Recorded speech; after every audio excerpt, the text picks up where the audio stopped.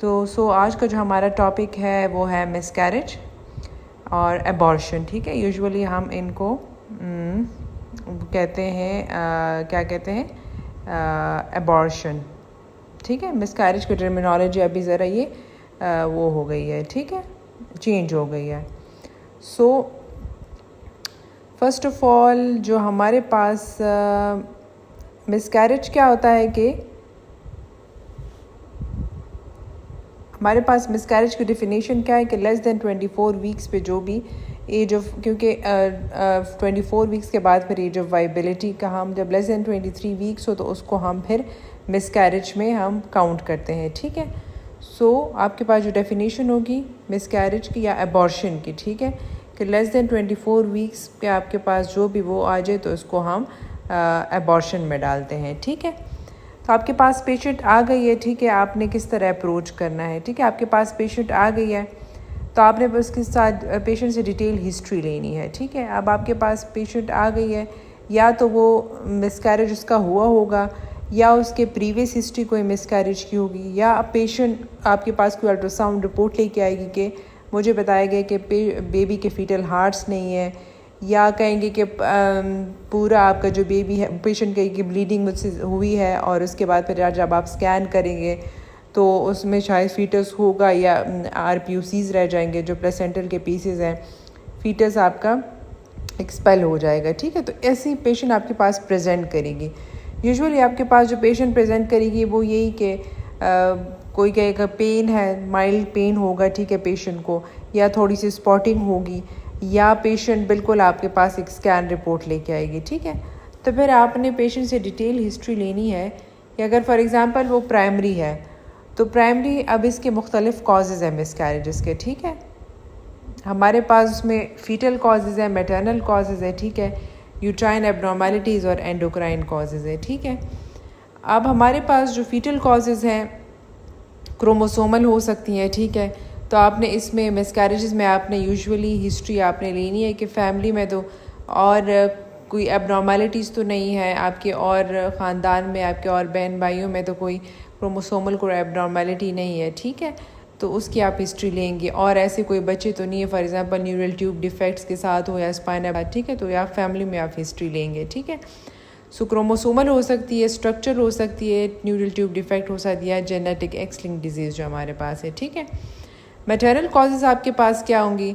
Maternal causes आपके पास genetically कोई immune response, failure of normal immune response में कोई इशू होगा तो इसकी वजह से नॉर्मल प्रेगनेंसी होनी, या auto immune disease. For example हमारे पास एंटीफॉस्फोलिपिड एंटीबॉडीज़ सिंड्रोम इसको हम कहते हैं। इसमें क्या होता है कि पेशेंट का इम्यून सिस्टम उसके ख़िलाफ़ काम करता है, तो जिसकी वजह से हमारे पास एंटीबॉडीज़ बनती है, और इसमें क्या होता है कि इसमें थ्रोम्बोसिस होती है। तो थ्रोम्बोसिस की वजह से जो प्लेसेंटा वो फॉर्म होता है तो उसमें फिर वो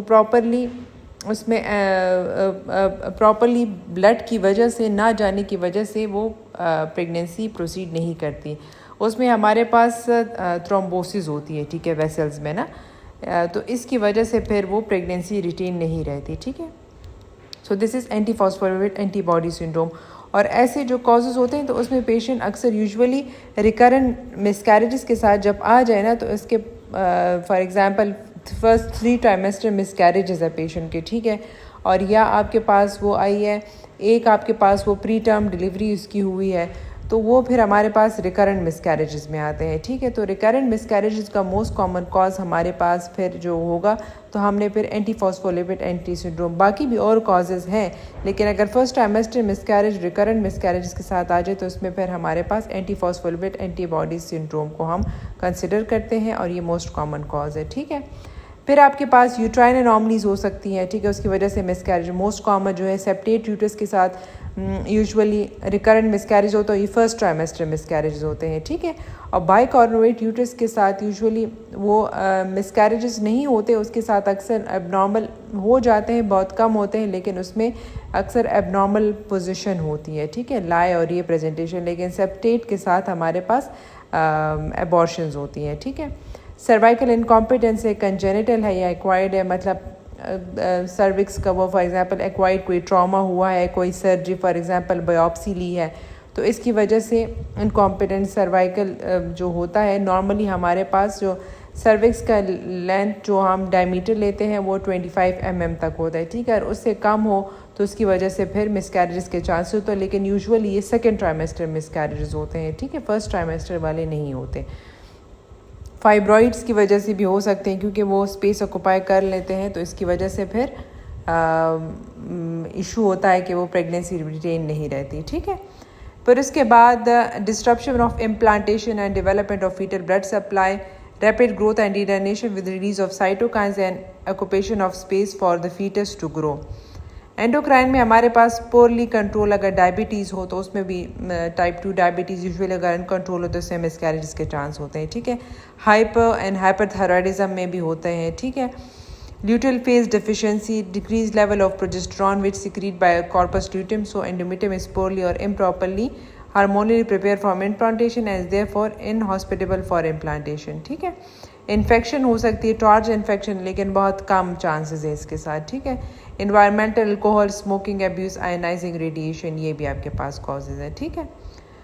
फिर उसके बाद आपने हिस्ट्री ले ली, हिस्ट्री में आपने ये कॉजेज़ रूल आउट करने हैं, ठीक है, कि क्या क्या कॉजेज़ हो सकती है। पेशेंट से आपने हिस्ट्री प्रॉपर लेनी है, ठीक है, कि आपके फर्स्ट मिसकैरेज, तो first miscarriage usually cause chromosomal भी हो सकते, इडियोपैथिक भी हो सकती, इन्फेक्शन भी वजह से, ज़रूरी नहीं है कि कोई कॉज हो, ठीक है। इंटरनल क्रोमोसोमल बड़े इश्यूज होते हैं तो वो भी हो सकता है, ठीक है। फिर उसके बाद आपने पेशेंट की एग्जामिनेशन करना, एग्जामिनेशन में आपने जर्नल एग्जामिनेशन हो गया, एब्डोमिनल एग्जामिनेशन हो गया। जर्नल आपने पेशेंट का पल्स, बीपी, टेम्परेचर, बहुत ज़्यादा ब्लीडिंग है तो अगर देखेंगे अक्सर मिसकैरेजेस वाले पेशेंट बहुत ज़्यादा ब्लीडिंग के साथ आ जाती हैं, तो इनमें अक्सर फिर हाइपोवॉल्यूमिक शॉक में पेशेंट जाती है। तो जब भी आपके पास पेशेंट प्रेजेंट करे तो इनमें आपने पूरा जनरल एग्जामिनेशन करना है। अगर पेशेंट पेन या स्पॉटिंग की कंप्लेंट करे तो फिर आपने पेशेंट को प्रॉपरली एग्जामिन करना है, क्योंकि इनमें अक्सर फिर एक्टॉपिक के साथ भी कंफ्यूज कर लेते हैं, ठीक है। अक्सर पेशेंट एक्टॉपिक भी हो सकती है, तो आपने पेशेंट को प्रॉपरली एग्जामिन करना है। Pelvic with speculum and digital, until and unless अगर आपको लग रहा है पेशेंट कह रही है कि स्पॉटिंग है तो आप स्पेकुलम एग्जामिनेशन कर सकती हैं, ठीक है। तो स्पेकुलम पे आपको नज़र आ जाए कि कोई सर्वाइकल डायलिटेशन तो नहीं है या कोई आपको क्लॉट्स वगैरह वो तो नज़र नहीं आ रही, ठीक है। फिर उसके बाद इन्वेस्टिगेशन, यूजुअली हम इन्वेस्टिगेशन जो हमारे पास common complete blood count, baseline जो हम कहते हैं कि आपका कंप्लीट ब्लड काउंट हो गया, बीटा एसिडी तो ऑलरेडी पेशेंट आपके पास उसका हुआ होगा, ऑलरेडी पेशेंट आएगी कि प्रेगनेंसी है मेरी, ठीक है। तो CBC इम्पॉर्टेंट है, यूरिनरी इम्पॉर्टेंट है, ठीक है। और अदर इन्वेस्टिगेशन, ये जो टॉर्च है, कैरियोटाइपिंग यूजुअली आप तब करेंगी अगर वो मिसकैरेज हो जाए, और अगर पेशेंट चाहे कि वो वजह मालूम करना चाहे तो वो हम प्रोडक्ट्स नहीं है वो सेंड करते हैं, ठीक है। तो यूजुअली ये हम उन केसेस में ज़्यादातर कर सकते हैं अगर किसी के रिकरेंट बार बार मिसकैरेज हो, ठीक है। पहले मिसकैरेज पे यूजुअली हम एडवाइस नहीं करते, ठीक है। लेकिन अगर पेशेंट चाहे तो आपके प्रोडक्ट्स आप कैरियोटाइपिंग के लिए बेच सकते हैं। हस्बैंड और बोथ पेरेंट्स की भी कैरियोटाइपिंग हो सकती है, लेकिन ये अनटिल एंड अनलेस अगर पेशेंट के रिकरेंट मिसकैरेज हो। हार्मोनल, यूजुअली हम TSH लेवल बहुत इंपॉर्टेंट है। मैंने आपको कहा था जब हम थायराइडिज्म में पढ़े थे तो इसमें मैंने आपको कहा था कि मिसकैरेजेस के चांसेस ज़्यादा होते हैं, ठीक है। तो ये आप कर सकती हैं। Torch infection usually less likely, बहुत कम उसमें इन्फेक्शंस की वजह से मिसकैरेज हो सकते हैं, ठीक है। और इम्यूनोलॉजिकल आपने ये एंटोकार्डियोलाइपिन एंटीबॉडी एंड ल्यूपिस एंटीकोगुलेंट, अगर APLS सिंड्रोम है, एंटीफॉस्फोलिपिड एंटीबॉडी सिंड्रोम जो मैंने आपको कहा, ये भी यूजुअली अगर पेशेंट रिकरेंट मिसकैरेजेस के साथ आए तो तब आपने करना है, ठीक है। तो बेस लाइन आपने यही कंप्लीट ब्लड काउंट करना है, urinary, hepatitis B surface antigen and HCV, और ये शुगर आपने करवाने, ब्लड ग्लूकोज लेवल और TSH लेवल आप करवा सकते हैं, ठीक है। टाइप ऑफ मिसकैरेजेस आपके पास कौन कौन से? थ्रेटेड मिसकैरेज है, inevitable miscarriage, incomplete miscarriage, complete miscarriage, septic and recurrent miscarriages, ठीक है। थ्रेटेड मिसकैरेज में क्या होता है? शॉर्ट पीरियड ऑफ एमेन्यूरिया होता है, यूट्रस का रिस्पॉन्डिंग टू ड्यूरेशन होता है, माइल्ड स्पॉटिंग और माइल्ड पेन के साथ आपके पास पेशेंट आएगी, ठीक है। तो जब आप उसके एग्जामिनेशन करेंगे, ठीक है, पल्स, BP, टेम्परेचर सब कुछ नॉर्मल होगा, आप पेशेंट का वो देखेंगे, पर स्पेकुलम एग्जामिनेशन करेंगे कि सर्विक्स क्लोज है यानी ओपन है, ठीक है, क्योंकि आपने देखना है कि पेशेंट कहीं वो तो नहीं प्रोडक्ट्स या अगर सर्विक डायलिटेशन है कि कोई पेशेंट वो बेबी एक्सपेल तो वो नहीं कर रही, तो इस वजह से आपने सर्विस को ज़रूर स्पेकुलम एग्जामिनेशन यूजुअली करना होता है, ठीक है। इनमें यूजुअली आपके पास पेशेंट आएगी कि बीटा HCG पॉजिटिव होगा और अल्ट्रासाउंड पे आपको वाइबल इंट्रायूट्राइन फीटस नज़र आएगा, ठीक है।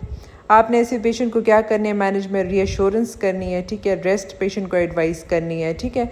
और यूजुअली हम इनमें प्रोजेस्टेरॉन सप्लीमेंटेशन भी देते हैं फॉर सपोर्ट के लिए कि प्रेगनेंसी को वो सपोर्ट करे, ठीक है। फिर आपने रिपीट अल्ट्रासाउंड आपने फिर 1 या 2 वीक्स बाद आपने दोबारा अल्ट्रासाउंड करवाना है, ठीक है। इनएविटेबल मिसकैरेज क्या है, period of amenorrhea, heavy bleeding accompanied with clots may lead to shock, ठीक है। severe lower abdominal pain, os open cervical os product inside the cervical canal, ठीक है। पेशेंट आपके पास आएगी कि मेरे पीरियड्स बंद थे और अचानक से पेशेंट आई कि बहुत ज़्यादा हैवी ब्लीडिंग है, ठीक है। तो फिर आपने फर्स्ट आपके पास जब भी कोई पेशेंट आए और रिप्रोडक्टिव एज में हो, ठीक है, आपके पास आ जाए कि एमेनोरिया है, तो आपने उनका फर्स्ट अगर कोई कॉज भी हो एमेनोरिया का, लेकिन फर्स्ट आपने उसका UPT मस्ट करवाना है, ठीक है, यूरिन प्रेगनेंसी टेस्ट या बीटा HCG। अब पेशेंट आ गए कि मेरे पीरियड्स बंद थे, शायद उसको नहीं पता, ठीक है, और आ गई ये पेशेंट और बहुत ज़्यादा हैवी ब्लीडिंग है, और जब आप सर्वाइकल एग्जामिनेशन करते हैं तो ऑस ओपन होता है, ठीक है, तो उसमें आपको प्रोडक्ट्स वगैरह नहीं चलते, तो means this is inevitable miscarriage, ठीक है। ऐसे पेशेंट को आपने एडमिट करना है, अभी फ्लूइड्स देना है, ब्लड अंटिल इफ़ नीडेड, ठीक है।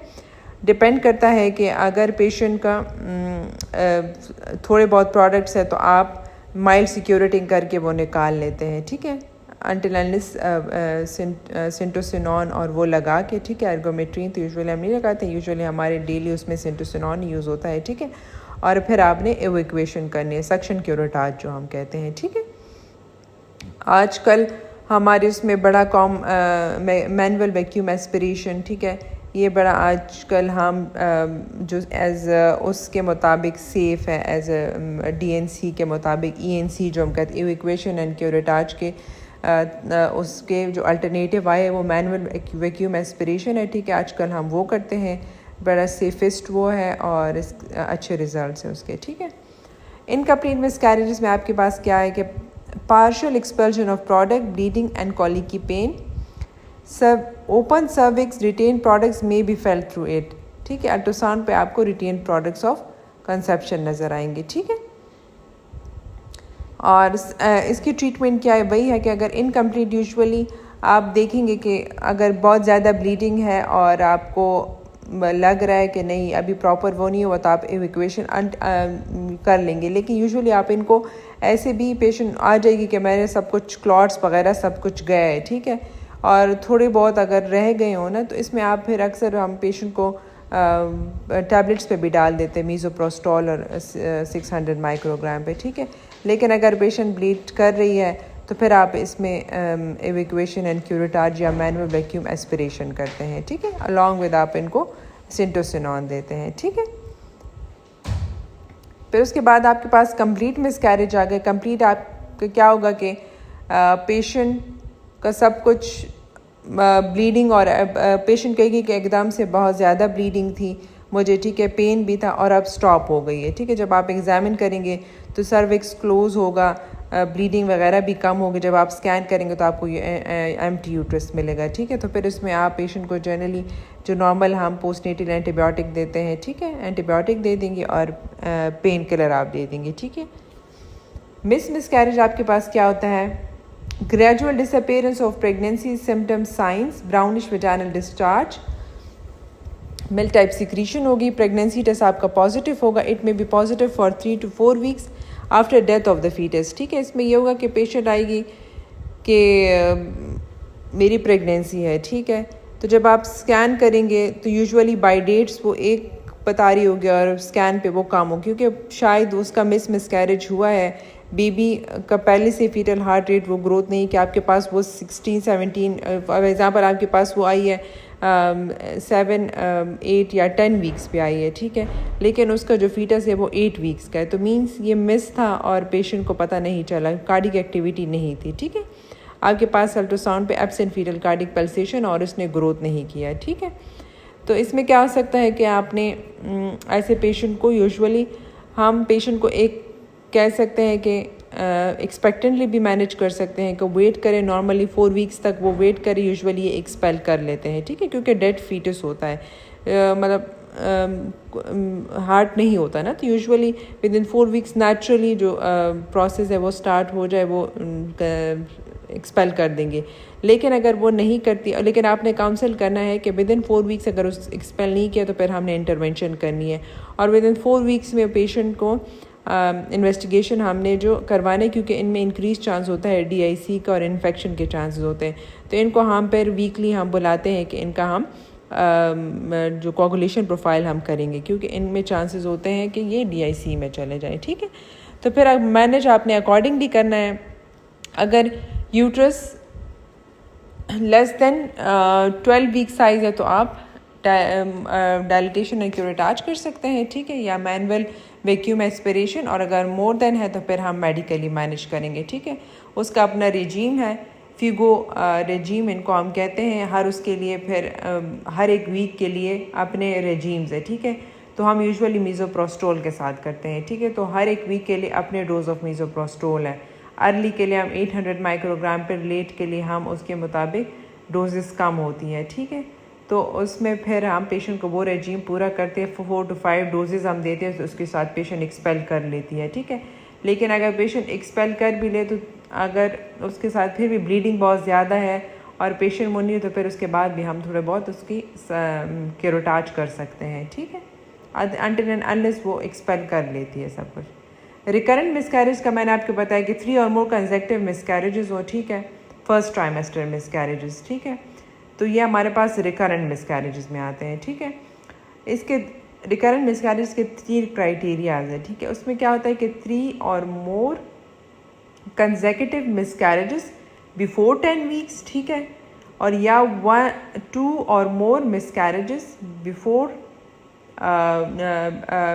10 वीक्स, ठीक है, और नॉर्मल मॉर्फोलॉजिकल फीटस हो, या आपके पास जो थर्ड क्राइटेरिया इसमें रिकरेंट में क्या आता है कि there preterm delivery less than 34 weeks due to कोई प्लेसेंटल कॉज हो, या कोई ड्यू टू हाइपरटेंशन या प्रीक्लेम्शिया, ठीक है।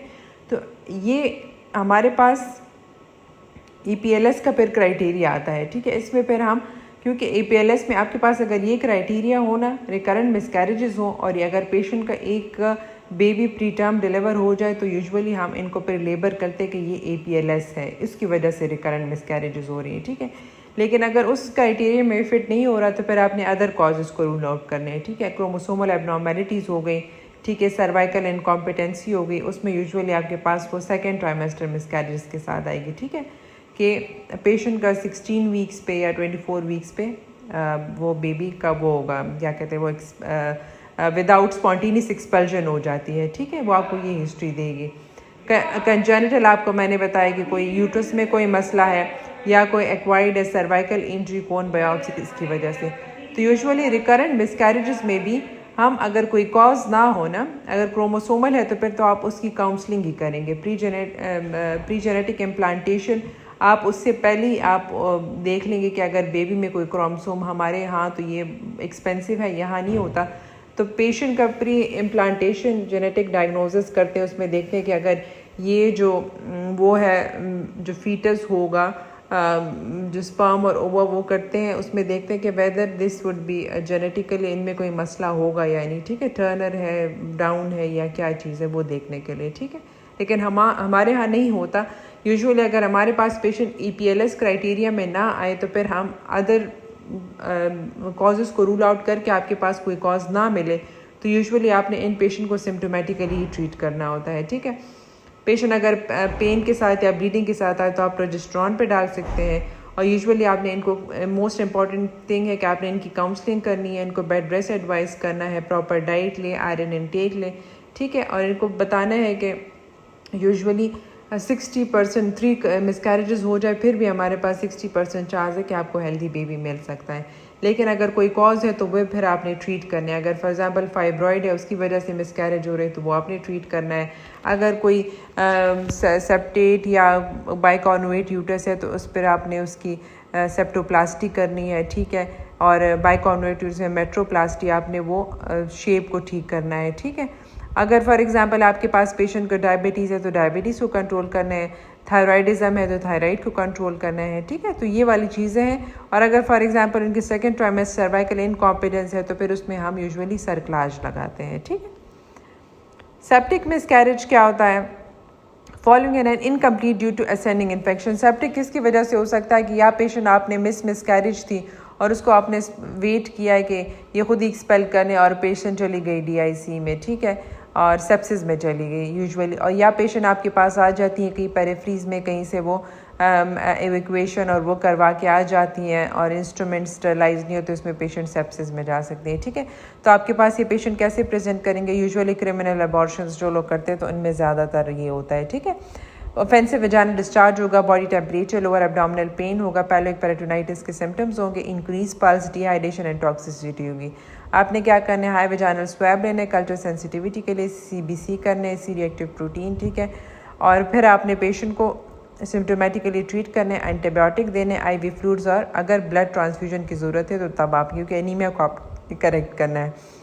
एंटीबायोटिक दे के 24 आवर्स के बाद, क्योंकि बहुत यूट्रस बड़ा सॉफ्ट होता है, परफोरेशन के चांसेस होते हैं, तो फिर आपने 24 आवर्स के बाद आपने evacuation of retained product of conception करना है, ठीक है। 24 आवर्स तक आपने एंटीबायोटिक कवर ज़रूर देना है। और ये बहुत फ्रेजाइल यूट्रस होता है तो इनमें आपने आफ्टर 24 आवर्स आप एवेक्यूएशन करेंगे, ठीक है। ये जो चीज़ें, कुछ चीज़ें हैं मैंने गाइडलाइंस ही ली कि मैनेज थ्रेट एंड मिसकैरेज में कैसे मैनेजमेंट करते हैं, ठीक है। RCUG नाइस गाइडलाइंस, ठीक है। Advise a woman with a confirmed intrauterine pregnancy with a fetal heartbeat who present with vaginal bleeding but no history of previous miscarriage. If her bleeding get worse or persists beyond 14 days, she should return for further assessment. And if the bleeding stops, she should start or continue routine antenatal care, ठीक है। Threaten में आपको कहा कि patient कहेगी कि मुझे spotting हो रही है, ब्लीडिंग हो रही है। अगर पेशेंट को आप काउंसिल करेंगे, आप उसको मैंने आपको बताया कि बेड रेस्ट एडवाइस करेंगे, micronized progesterone 400 mg twice daily इन पे आप डालेंगे, ठीक है। और उसके बाद फिर आपने पेशेंट को बुलाना है कि अगर परसिस्ट करे तो वो दोबारा हमारे पास आ सकती है 14 डेज़ तक। वो दोबारा अगर बियॉन्ड 14 डेज़ वो परसिस्ट करे ब्लीडिंग तो इमीडिएटली आना है, ठीक है, क्योंकि चांसेस हो सकता है कि वो मिसकैरेज हो सकता है, ठीक है। If the fetal heartbeat is confirm, continue progesterone until 16 weeks of pregnancy. आपने फीटल हार्ट बीट को कंट्रोल करें, क्योंकि अगर आप फीटल हार्ट नहीं है और वो मिसकैरेज आप उसको प्रोजेस्टेरॉन दे रहे हैं तो वो कोई फ़ायदा नहीं होगा, ठीक है। आपने इस वजह सपोर्ट देना है कि ये ब्लीडिंग रुक जाए, प्लेसेंटा के जो वो है वो प्रॉपरली बन जाए, ठीक है। प्रोजेस्टेरॉन सपोर्ट आपको चाहिए कि प्रॉपर इम्प्लांटेशन हो, ठीक है। तो अगर फीटल हार्ट बीट है तो फिर आपने प्रोजेस्टेरॉन कंटिन्यू करना है, ठीक है। अब नेक्स्ट थिंग जो एक्सपेक्टेड मैनेजमेंट इन्होंने दिया हुआ, ये आपके फॉर एग्जांपल मिसकैरेज में फॉर एग्जांपल ये दिया हुआ है, ठीक है, कि आपने use expected management for 7 to 14 days as a first line management with a confirmed diagnosis of miscarriage, ठीक है। आपके पास confirmed diagnose हो गए कि ये miscarriage है, ठीक है, सही है। तो आपने पेशेंट को फर्स्ट जो आपने वो देना है तो आपने एक्सपेक्टेंटली उसको वेट करना है फॉर 7 to 14 डेज़, ठीक है। लेकिन आपने कौन कौन सी पेशेंट को आपने एक्सपेक्टेड मैनेजमेंट के लिए काउंसिल करना है?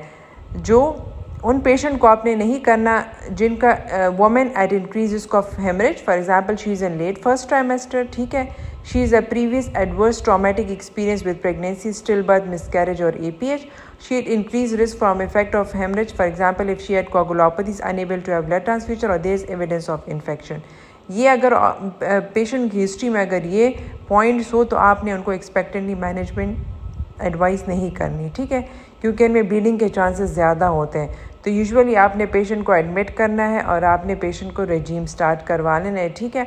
जो हमारे पास मीज़ोप्रोस्टोल का रेजीम है इनको आपने वो हटाना है, ठीक है, क्योंकि अगर आप इसको वेट करेंगे तो इनमें पेशेंट जा सकती है हाइपोवॉल्यूमिक शॉक में जा सकती है और पेशेंट DIC में जा सकती है, ठीक है। तो इस वजह से फिर आपने इन कंडीशंस में नहीं करना। Offer medical manage to women with the confirm diagnosis of miscarriage if expected management is not acceptable to the woman। Explain what expected management involved, and most women will need no further treatment. Also provide women with older and written information about further treatment. आपने मैंने miscarriage में बताया कि अगर आप patient को expectant management के लिए छोड़ते हैं 7 to 14 डेज, तो आपने रिटर्न फॉर्म में पेशेंट को लिखना है कि हर वीकली आपने आना है, ठीक है। आपका हम कोगुलेशन प्रोफाइल करवाएंगे। और दूसरी बात ये कि अगर आपको पेशेंट को आपने ये भी रिटनली लिखना होगा कि आपको अगर पेन हो, आपको कोई फीवर के सिम्टम्स हो, कोई गंदा डिस्चार्ज हो, तो आपने इमीडिएटली आने, क्योंकि फिर आपको काउंसल करना है उसको कि सेप्सिस में भी जा सकती है, तो फिर आपने फ़ौरनली हमारे पास आना है, ठीक है। Give all women undergoing expected management of miscarriage oral and written information about the पूरा process आपने बताया है, ठीक है।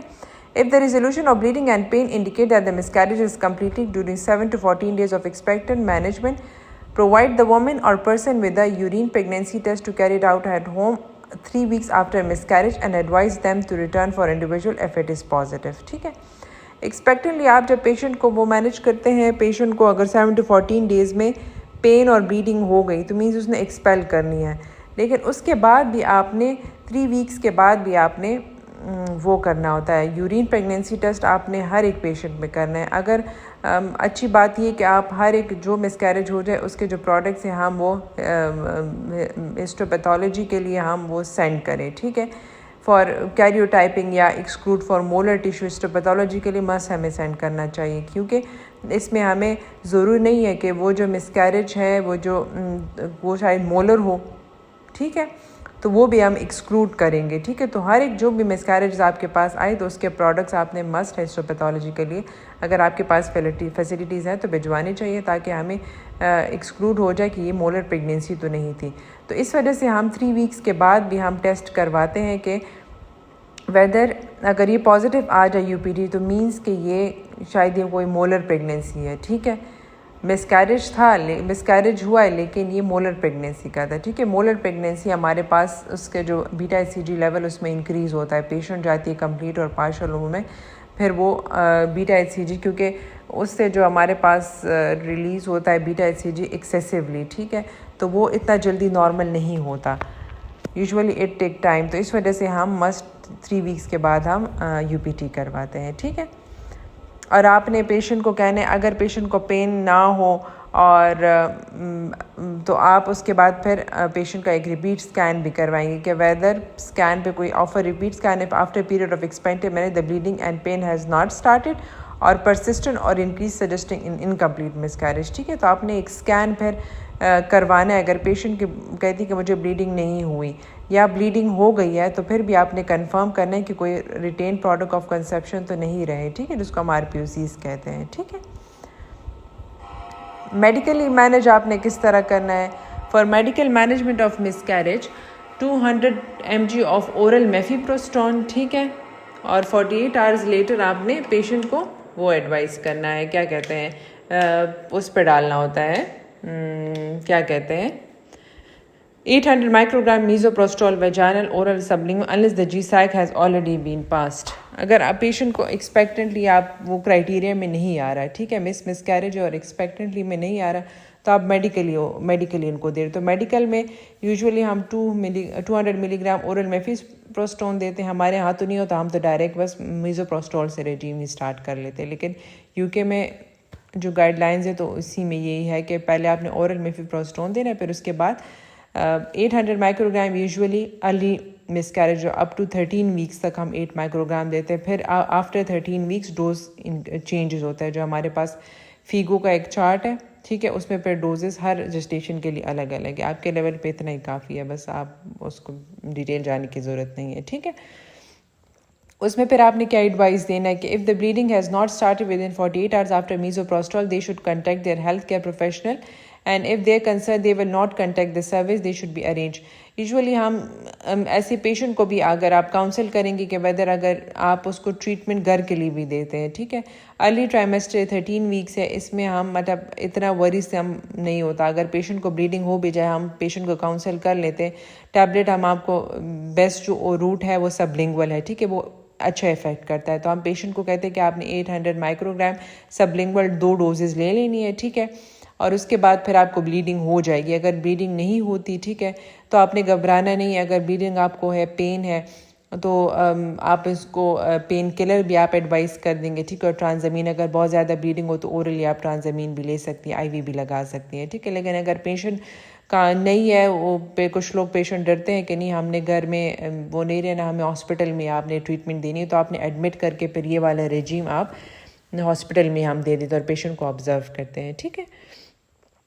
फॉर इनकम्प्लीट मिसकैरेजेस के लिए क्या होता है, यूजुअली हम इनमें देख लेते हैं, डिपेंड करते हैं। अगर पेशेंट बहुत ज़्यादा ब्लीड कर रही है, ठीक है, इनकम्प्लीट मिसकैरेज के साथ भी पेशेंट आ जाती है, जो फीटस डेवलप होते हैं, आरपीयूसीज रहती है, तो उसकी वजह से भी ब्लीडिंग बहुत ज़्यादा होती है।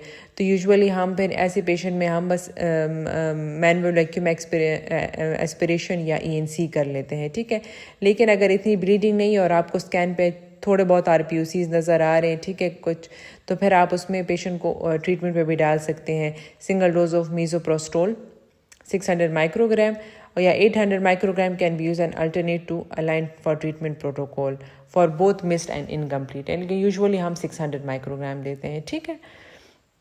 Do not offer mifepristone as a treatment for mifepristone हम इनकम्प्लीट में नहीं देते, हम यूजुअली जो मिसकैरेज हैं उनमें देते हैं, ठीक है।